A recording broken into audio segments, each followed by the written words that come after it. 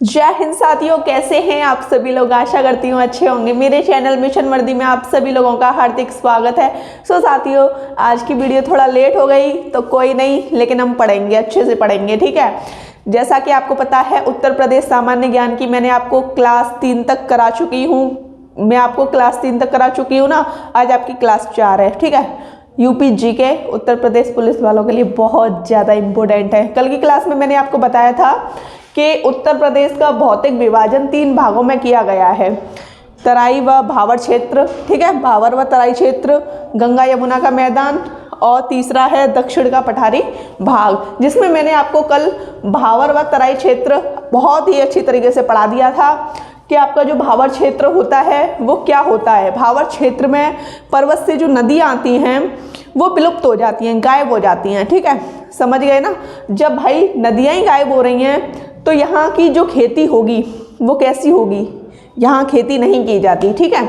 इतना आप समझ गए। भावर क्षेत्र जो पश्चिम में होता है वो अधिक हो जाता है और ये पूरब में जाते जाते कम हो जाता है। अब तराई क्षेत्र देख लीजिए आप। तराई क्षेत्र में क्या होता है कि जो नदियां हैं वो पुनः दिखाई देती हैं, मतलब यहाँ पे नदियाँ दिखाई देती हैं और भावर क्षेत्र में नदियाँ विलुप्त हो जाती हैं, ठीक है। अब भाई तराई क्षेत्र में नदियाँ पुनः दिखाई दे रही हैं, ठीक है। ये क्षेत्र जो है दलदली होता है, ठीक है, और इसका जो विस्तार है वो सहारनपुर से देवरिया तक है, ठीक है, सहारनपुर से देवरिया तक। और ये पूर्वी भाग में अधिक चौड़ा होता है। कौन सा? तराई क्षेत्र, ठीक है, इतना समझ गए।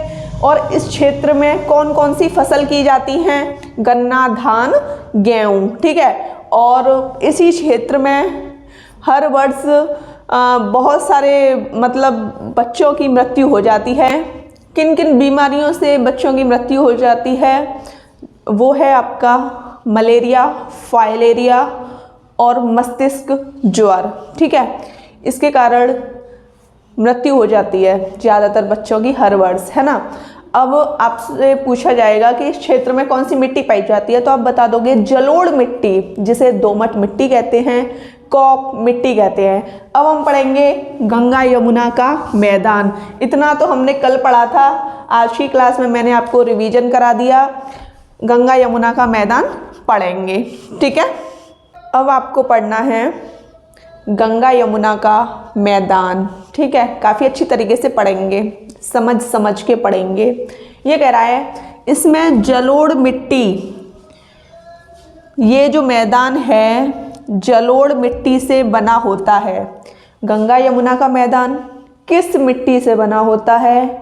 जलोढ़ मिट्टी से बना होता है। इसे हम दोमट मिट्टी कहते हैं, कॉप मिट्टी कहते हैं जलोढ़ मिट्टी को, ठीक है।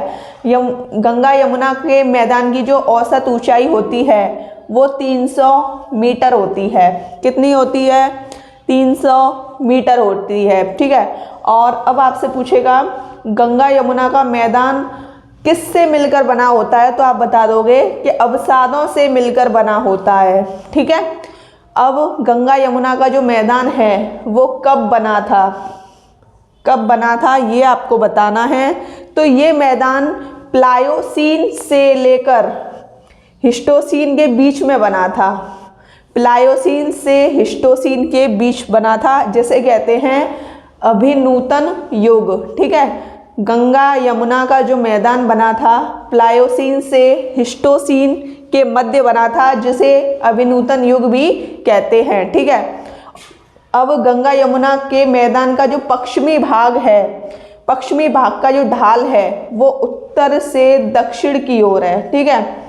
गंगा यमुना के मैदान का पश्चिमी भाग का जो ढाल है वो उत्तर से दक्षिण की ओर है। अभी वो आपसे पूछ ले गंगा यमुना के मैदान का पूर्वी भाग का जो ढाल है वो कहाँ से कहाँ तक है? पूर्वी भाग का है आपका दक्षिण से उत्तर की ओर, पश्चिमी का उत्तर से दक्षिण की ओर है, पश्चिमी का ऐसे है, ठीक है, समझ पा रहे हैं ना। पश्चिमी का ये उत्तर से दक्षिण की ओर है और पूर्वी का आपका दक्षिण से उत्तर की ओर है, ठीक है, समझ गए। इसका स्क्रीनशॉट ले लीजिए। अब हम पढ़ेंगे दक्षिणी का पठारी भाग, दक्षिण का पठारी भाग, ठीक है। तो इसका जो क्षेत्रफल है वो है 45,200 वर्ग किलोमीटर और यह दक्कन के पठार का भाग है। अब आपसे मैं क्वेश्चन पूछूंगी, दक्षिण का जो पठार है किस पठार का भाग है, तो आप कह दोगे कि दक्कन के पठार का भाग है, ठीक है। 2011 की जनगणना के अनुसार, ठीक है, ये आंकड़े हैं 2011 की जनगणना के अनुसार। सबसे पहले वो आपसे पूछेगा कि 2011 की जनगणना के अनुसार जो उत्तर प्रदेश की जनसंख्या है वो है कितनी, तो ये है 19,98,12,341। कितनी है? 19,98,12,341। ये उत्तर प्रदेश की जनसंख्या है, जो भारत की कुल जनसंख्या का 16.5% है, ठीक है। भारत की कुल जनसंख्या का उत्तर प्रदेश की जनसंख्या कितना प्रतिशत है, तो आप कह दोगे 16.5% है, ठीक है। अब आपसे अगला पूछा जाएगा 2011 की जनगणना के अनुसार स्त्री और पुरुष का अनुपात बताइए। 1000 पुरुष पर कितनी स्त्रियां हैं, तो आप बता दोगे 1000 पुरुष पर 912 स्त्रियां हैं उत्तर प्रदेश में, ठीक है। समझ गए ना। 2011 की जनगणना के अनुसार जनसंख्या घनत्व कितना है, ये सब कुछ उत्तर प्रदेश का है। मैं भारत का लेके नहीं चल रही इसमें। भारत का तो जहां भारत लिख दिया वहां आप समझ जाइए, ठीक है, लेकिन ये सब कुछ आपका उत्तर प्रदेश का है, ठीक है। जनसंख्या घनत्व कितना है? 829 प्रति वर्ग किलोमीटर, ठीक है। जनसंख्या घनत्व कितना है? 829 प्रति वर्ग किलोमीटर। जनसंख्या में दशकीय वृद्धि दर कितनी है? मतलब दशकीय का मतलब समझ रहे हैं, 10 वर्ष का अंतर देखना है। 2011 और पहले कितना होगा 2001, इसमें कितनी वृद्धि हुई? 2001 के अकॉर्डिंग 2011 में 20.2% की वृद्धि हुई, ठीक है। स्क्रीनशॉट ले लीजिए।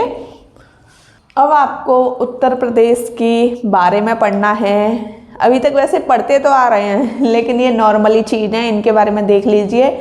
उत्तर प्रदेश राज्य की जो राजकीय भाषा है वो क्या है, तो आप बता दोगे सबसे ज़्यादा हिंदी बोली जाती है, पहले नंबर पर हिंदी है और दूसरे नंबर पर उर्दू है, ठीक है। समझ गए ना।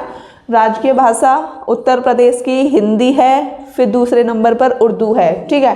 राजकीय चिन्ह है आपका मछली एवं तीर कमान, मछली एवं तीर कमान, ठीक है, मछली एवं तीर कमान। समझ गए। राजकीय पशु का नाम बताइए, उत्तर प्रदेश के राजकीय पशु का नाम बताइए, तो ये है बारहसिंगा। कौन है? बारहसिंगा, ठीक है।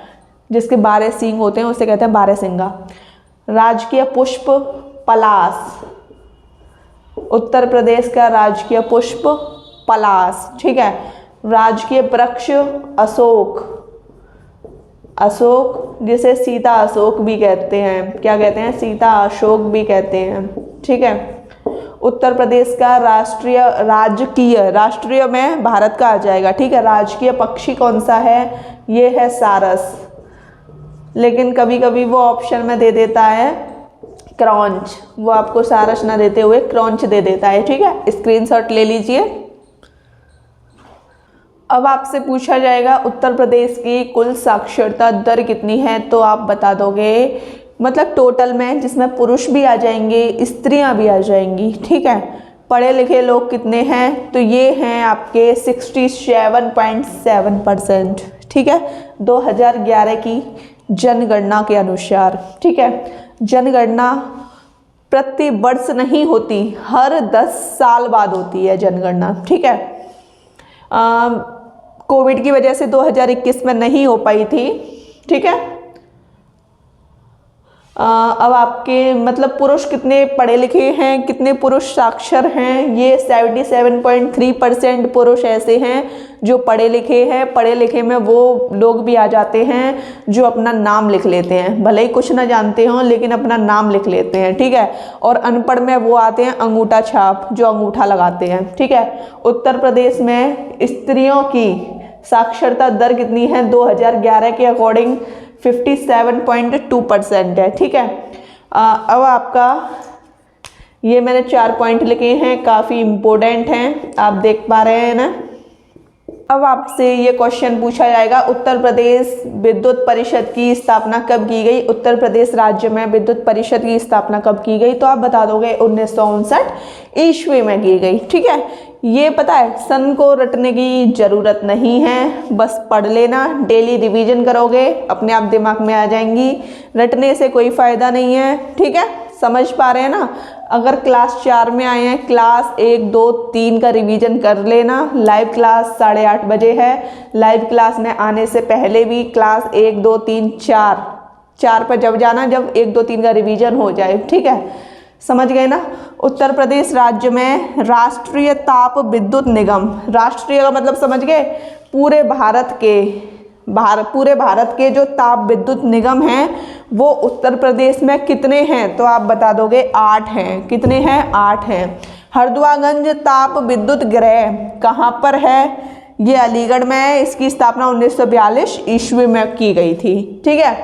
एकमात्र परमाणु विद्युत केंद्र, एकमात्र इम्पोर्टेंट है, एकमात्र, ठीक है।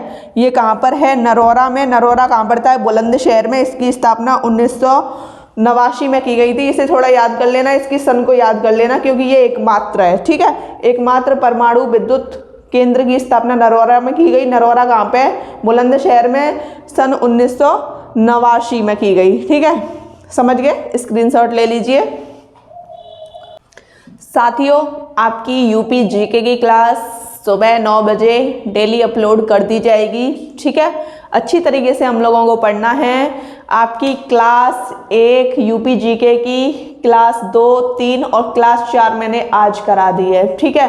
तो हर एक चीज़ पे फोकस देना है। लाइव क्लास आपकी रात 8:30 बजे होगी, जिसमें मैं आपको यूपी जीके के क्वेश्चन पूछूंगी, प्लस जो मैंने आपको जीके करा दी है, ठीक है, जीएस करा दी है, उसको भी पूछूंगी। इन चीज़ों को थोड़ा ध्यान में रखिएगा आप लोग।